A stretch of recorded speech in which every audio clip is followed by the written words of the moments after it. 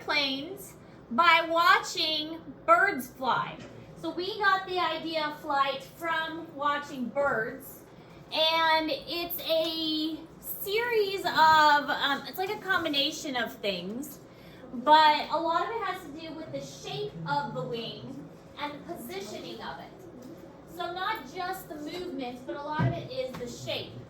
So the shape of it is rounded at the front and then pointy at the back. And the idea is that airflow moves faster over the top and a bit slower over the bottom.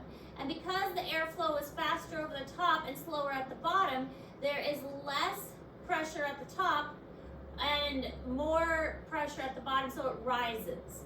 And that's kind of the idea. And if you ever look at it like the wing of a plane, they have a similar shape, so rounded at the front and pointy at the back. So that means that air is going to move faster over the top and slower here, and that means that there is creating this this wind pattern that the air has to be faster, and that makes it move up. I'm not explaining it very well. I feel like I'm not explaining it very well, but it has to do with the shape, and we'll watch a little video of it in a moment. But it's a combination of the shape of the wing and then how the bird moves the wing that allows the bird to actually fly.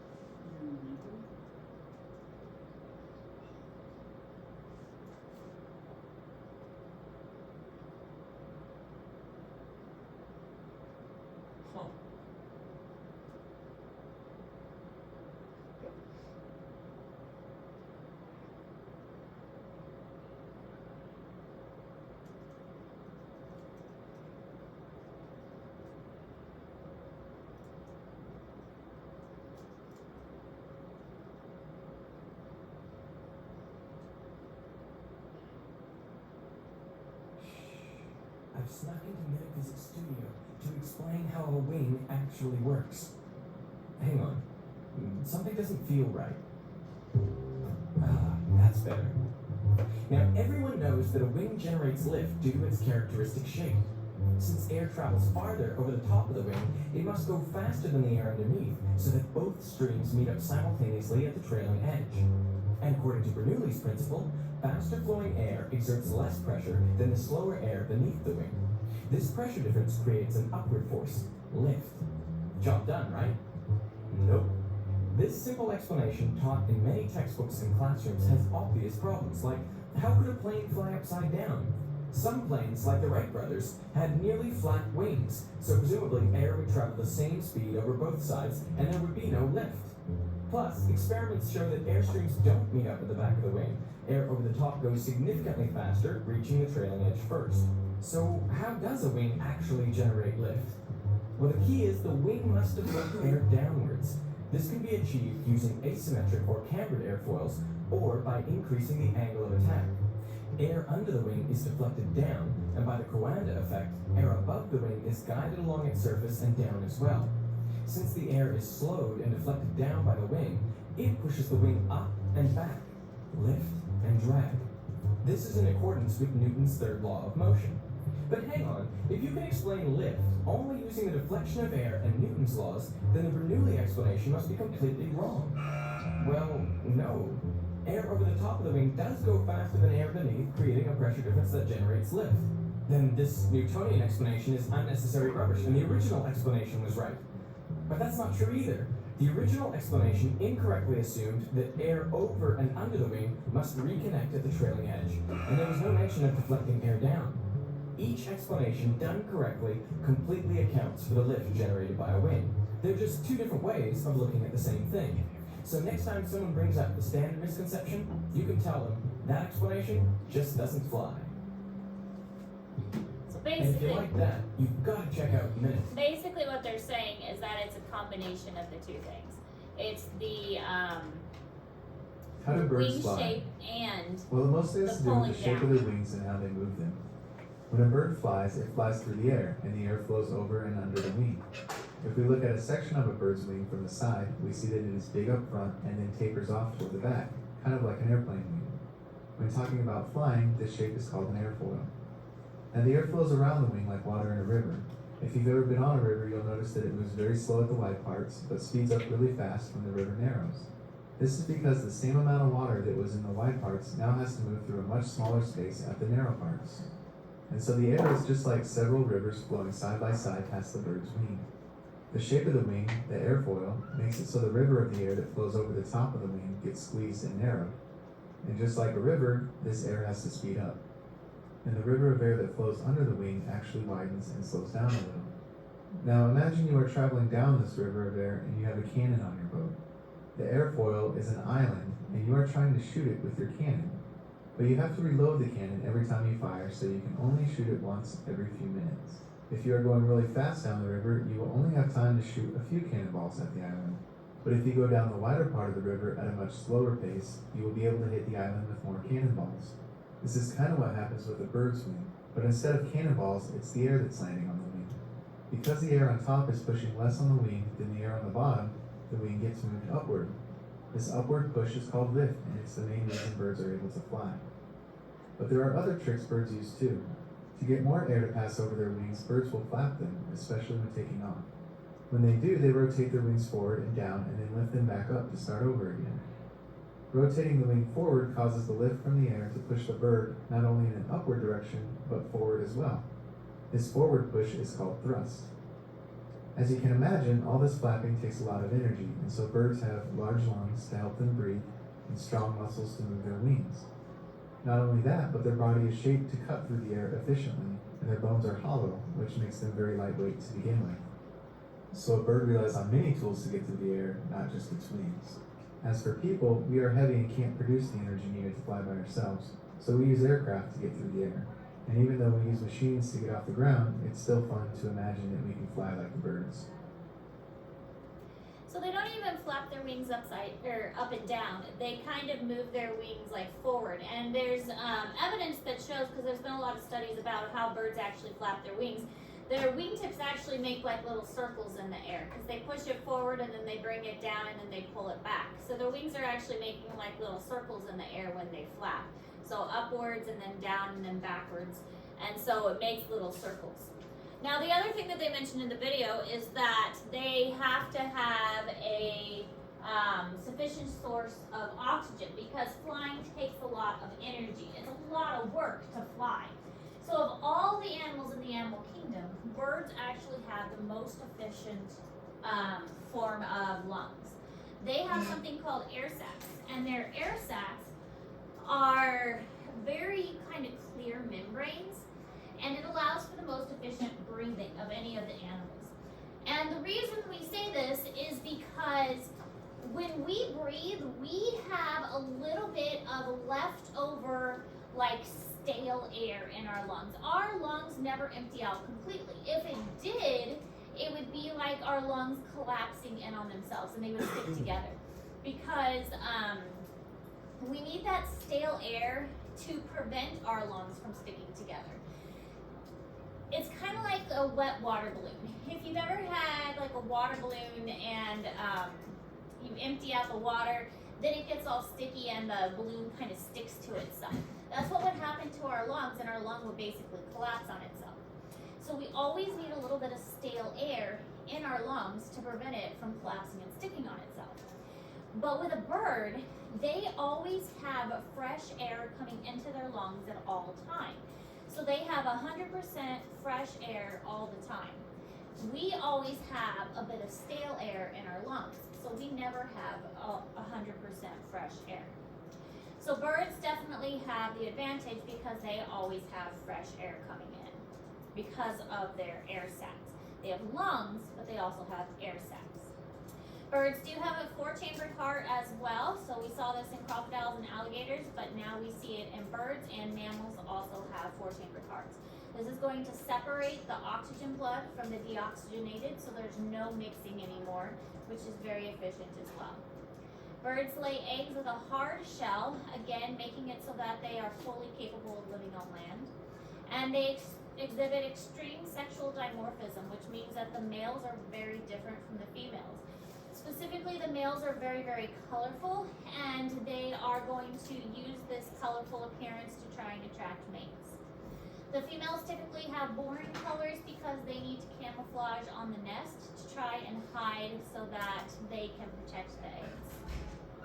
We see this a lot mostly with water birds, like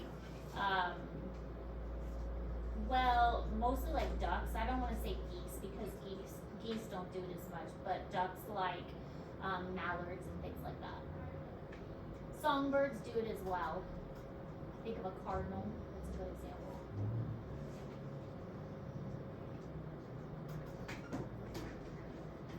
Birds of paradise are another great example.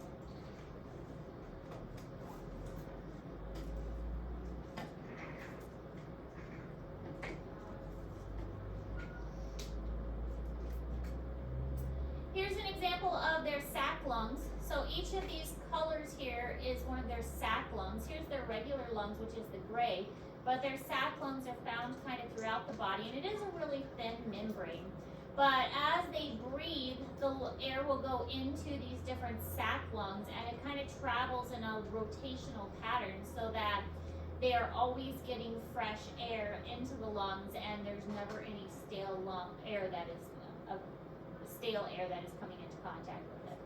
And the four-chambered heart makes it so that there is always a division, and the deoxygenated blood is never coming into contact with the oxygenated blood.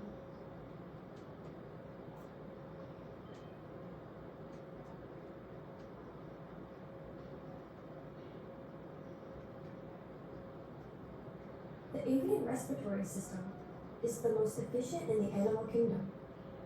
The primary functions of the respiratory system are to supply oxygen to the body tissue and to carry away carbon dioxide produced by high levels of metabolic activity. In birds, this process of gas exchange is crucial because the demand for oxygen during flight is enormous. The flight muscles must receive a large and constant supply of oxygen to maintain flight, and metabolic wastes must be removed quickly. Unlike most land vertebrates, birds lack a muscular diaphragm to power respiration, and instead rely upon expansion of the rib cage to draw in air. When a bird inhales, air actually leaves the lungs. Fresh, oxygenated air enters the lungs as the bird exhales. The avian respiratory system is composed of the trachea, relatively small lungs, and usually 9 large air sacs. These 9 air sacs are extremely thin-walled and do not play a direct role in gas exchange. Instead, they serve as bellows to bring air into the bird and store it until expiration. They allow a continuous stream of air to pass through the lungs in a one-way flow, thus producing the most efficient respiratory system of any vertebrate. They are also connected to certain pneumatic bones, aiding the bird in shedding excess heat from its body as it breathes, which would be fatal if not removed. These air sacs include a pair of cervical sacs, a single interclavicular sac, a pair of anterior thoracic sacs, a pair of posterior thoracic sacs, and a pair of large abdominal sacs. All of the air sacs participate to some extent in the respiratory process. All of the posterior air sacs expand on inspiration, while all of the anterior air sacs contract on expiration. The path of a breath through the system can be summarized in 4 steps. During the first inhalation, the breath travels down the trachea, into the left or right bronchus, through the lung, and into the posterior thoracic and abdominal air sacs. As the bird exhales, the abdomen contracts, forcing the air out of the abdominal sacs and into the lungs. Within the lungs, the air passes through parabronchi and eventually through air capillaries. It is only here where the exchange of carbon dioxide for oxygen occurs. As the bird inhales again, the air within the lungs is driven out. The now stale air passes into the interclavicular, cervical, and anterior thoracic air sacs. During the second exhalation, the anterior sacs contract. The air is then driven out into the trachea, where it passes up and out of the nostrils. This specialization of the avian respiratory system is one of the greatest factors in flight. Without this unique anatomy, the act of flight would likely be impossible. So really the only gas exchange takes place in the lungs. Those air sacs are just like storage places to help the air move through the body. This shows the different types of eggs that are possible. The egg coloration is unique for different species of birds. Some of them will have camouflage to help them blend in, like if they have a nest on the ground, their eggs may look like rocks to help camouflage with the ground. Some of them, a lot of us have seen like the light blue coloration of a robin's egg. White is a typical one for sparrows. Those are really common ones that are found in this area. Here are some ducks. I think this is a harlequin duck, and this is a male versus a female. So same species, it's just the males are brightly colored and the females are a more bland color because the females need camouflage and the males try to attract the mates. So sexual dimorphism is what this is called. So then there are two types of babies. There's altricial and precocial. Altricial is when you have like blind and no feathers and helpless. These are typically songbirds that are found in trees. So if they are off the ground, they're typically going to be altricial and require more parental care. They're usually born in a nest that is a little harder to reach. Precocial ones are usually going to be born on the ground and they have to be a little more advanced. They're going to be feathered, they're going to be alert, they're not going to be as helpless because they need to be able to get up and move around so that they can get away from predators very quickly so that they are able to follow the parents right away and be able to protect themselves to some degree. So these are like ducks and chickens and things like that. So they can imprint on the mother, get into that water where it's safe, be able to run away from a predator very quickly, those kinds of things. So altricial ones are like the songbirds like robins and cardinals and the ones that are perching birds. They're going to live in nests up in the tree where it's a little easier for them to hide. Beak shapes are very different depending on the food source. So if it is a carnivorous bird, we call them raptors. They're going to have a curved beak or sharply pointed beak, which is very painful. We had a very aggressive owl at the zoo that wasn't very fond of his programs, and those beaks are quite sharp. I mean, they're made to tear flesh. We would use a glove when holding him. But you could also have beaks for breaking open nuts like a parrot, or you could have sharp pointy beaks for insects, or you could have beaks for fish, or beaks for seeds like a cardinal beak for seeds. The beak shape gives you an idea of what they eat. We talked about crops versus gizzards because we saw crops in the crayfish, and we saw crops in worms, same thing with gizzards. The crop stores the food, it's a storage area, and the gizzard grinds up the food. So we've seen those structures in other organisms before. And feet shape is also going to be different. Talons for catching prey, the talons are quite sharp. There were several times that the owl would get off from my glove, and I don't think it ever punctured the skin. It would really hurt. So when you're trying to do a program and the owl is off the glove and you're trying to keep a straight face when the owl is actually on your arm instead of on the glove, it can be quite painful. Because the owls we had a barn owl and we had a screech owl. The screech owl, he wasn't so bad. And then we had a Mississippi kite, which is a type of falcon. Those are the three main owls we used. We had a, what was the other owl we had for a while? We had a different owl for a while when I first started. That was kind of a larger owl. But we didn't have that one for very long. But the screech owl we had for quite a while. He was sweet though. He was a lot of fun. He would come and greet you when we opened his cage, and he would like talk to you, and then you could give him head scratches. We thought he was a little person because he was imprinted on people. But the barn owl, he was kind of mean. But anyway, their talons are quite sharp, and they can be quite large, and we'd have to file his talons down every now and then. He didn't like that. They could have web feet for swimming, depending on the bird. Grasping for perching. So some birds, like the songbirds, would have perching feet that would go forward and backwards. We had ringneck doves. The ringneck doves were quite sweet, and they had the feet that you would just pull your finger out and they would perch on your finger. Sometimes they would get loose during a program and fly up into the rafters. That was always fun too, trying to get them down from the rafters so they wouldn't poop on the children. Yeah, they would fly up and they would just sit there, and I was like, this is why we always close the door when we do programs, so that the birds would fly up into the rafters and then we'd have to get them down after. And then sometimes they would have claw feet or feet like for running, depending on the type of bird. I've got lots of stories. It was fun working with them.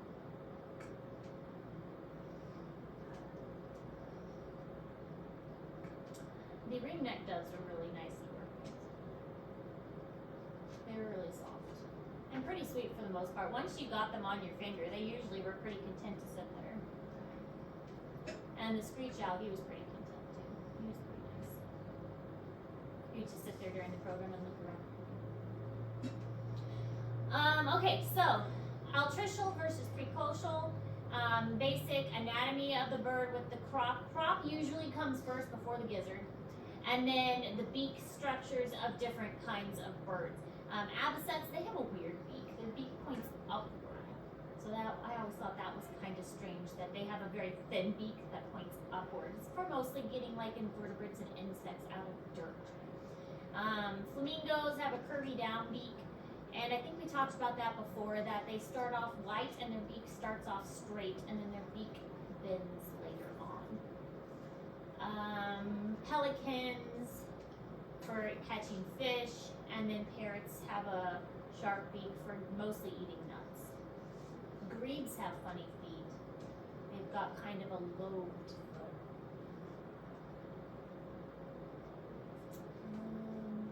You can't identify birds, but things to look for when identification: color, kind of the overall shape, where they're located, like the habitat. That is going to give a lot of information away about bird identification. If you take conservation biology next semester, we will do a lot of identification. We'll go out and identify not just birds, but like animal tracks and stuff. We'll practice with that. We'll do plants too. We'll identify plants. We'll actually have a field test for part of our conservation class. We'll have to go out and identify trees and plants and birds and frogs and that kind of stuff. Field test for it. Yes.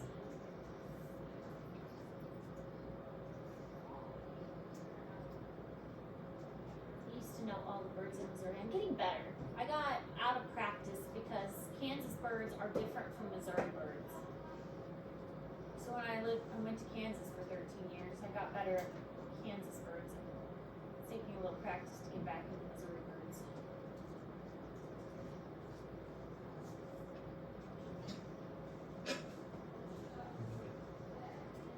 Do you have a look at favorite?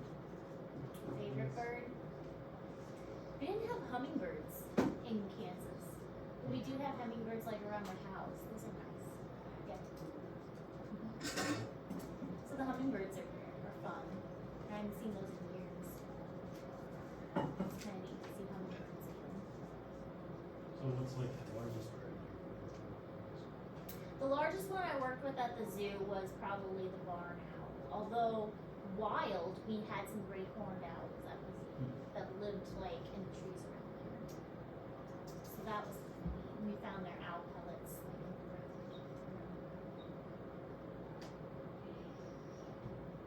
But the barn owl was the largest one.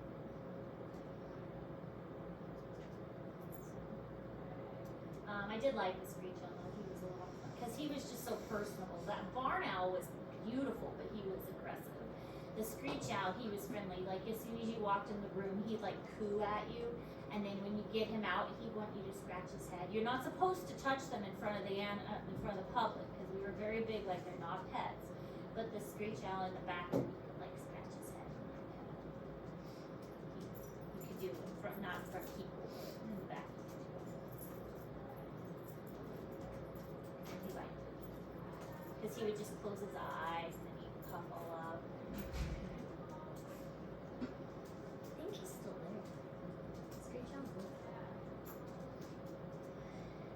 Anyways, okay, so different groups of birds. Order Passeriformes are songbirds. This is one of the more common ones. These typically do migrate during the winter, so you're not going to see as many of them. Now, a lot of them are still around during winter time. So we do have like cardinals, for instance. Cardinals are going to stay during winter time. Some other ones stay as well. Sparrows are around. Those are super common. Starlings, those are the ones you see in the big flocks that are kind of, my kids call them the bird army. But those are European starlings, they're an invasive one. But many of them, like robins, some of the prettier ones, those are going to migrate during winter. They have feet that are designed for perching. 3 toes go forward, 2 toes go back, or sorry, 1 toe goes backward, so that they automatically like grab onto something, and it's like a reflex for them. That's why their foot never gets tired. Their muscles don't get tired in their foot. It's an automatic reflex for them to grab on. Like if you grab onto something really tight, your muscles will eventually get tired, but for them they don't. It's like a reflex. Their foot will never get tired of grabbing because that's just how they are. It's like their default. They're the largest and most diverse group with 69 families. Some eat insects, some eat seeds, some eat worms. Their young are typically altricial, and these are like robins, crows, finches, sparrows, grackles, meadowlarks, things like that. So many beautiful songs and calls that they have.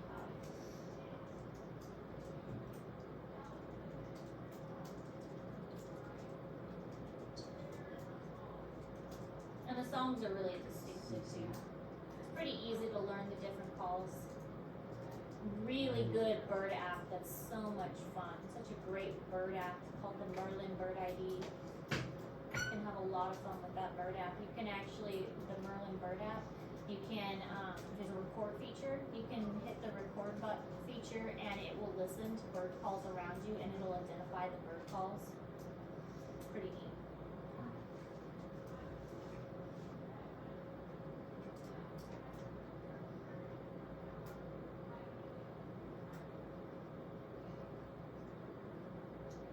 And you can also like take a picture of the bird and it'll tell you like which bird it is, and the Merlin Bird ID will update automatically for the season, and it'll tell you which season, how likely it is, if it's rare for this time of year, for this location or not. So it's really good app.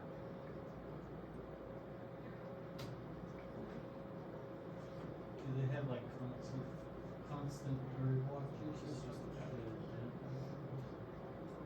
For the app. yeah. You can like make an account and sign in that you saw this bird at this time and upload pictures.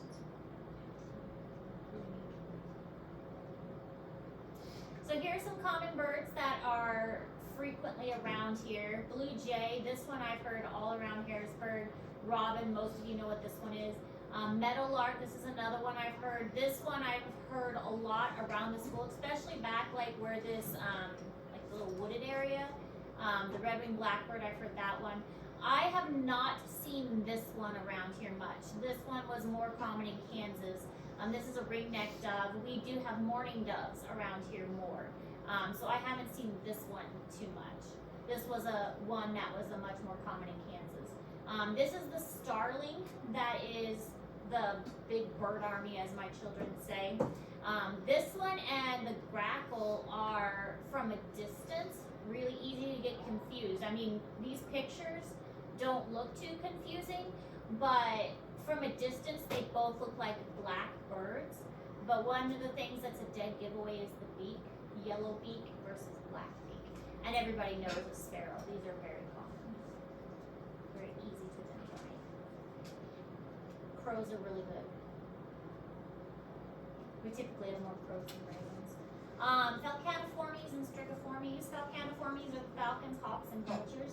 Every day most days, not every day, there's a nice hawk that sits on the power line by Midway, that big Midway building on J Highway right off of I-70, and I've named him Henry, and so I say hi to Henry in the morning on my commute. He just sits on the power line there most mornings. Haven't seen Henry in a couple days, but Henry the hawk sits there and catches his breakfast in the field.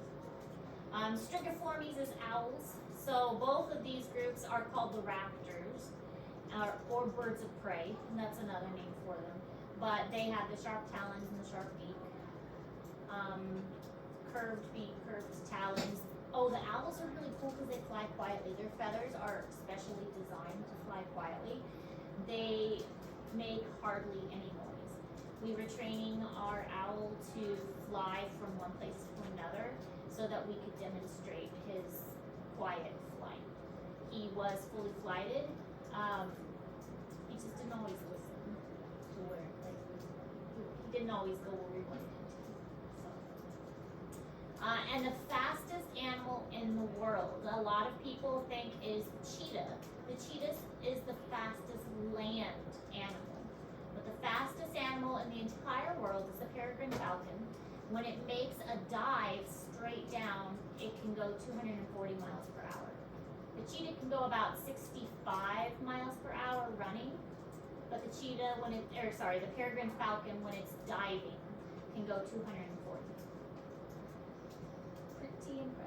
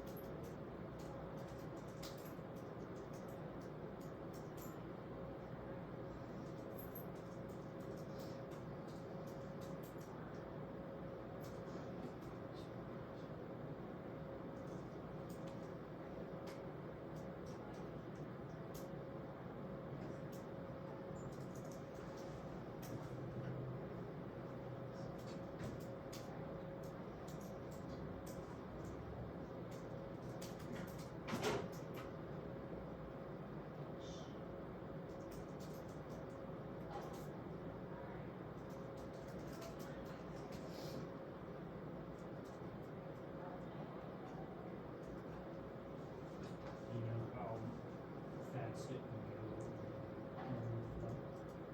In what? Like, I'm not sure. Because that's like a steep, like a straight down. So here are some examples of different kinds of birds. Oh, barred owl, that was the type we had. It was the barred owl, I think.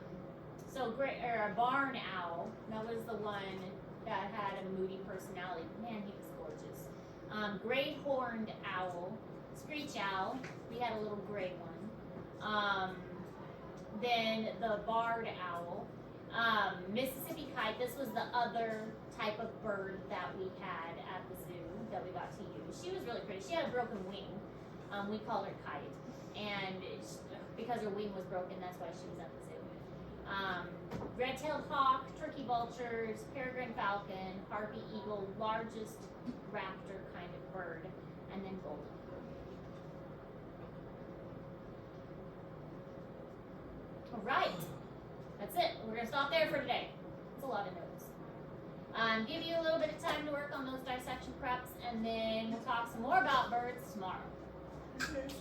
Yes.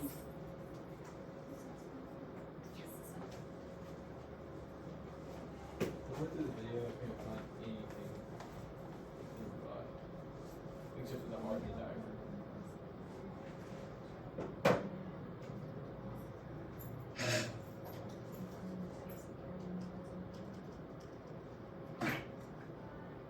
diaphragms found underneath the birds, Mhm. like So thank you.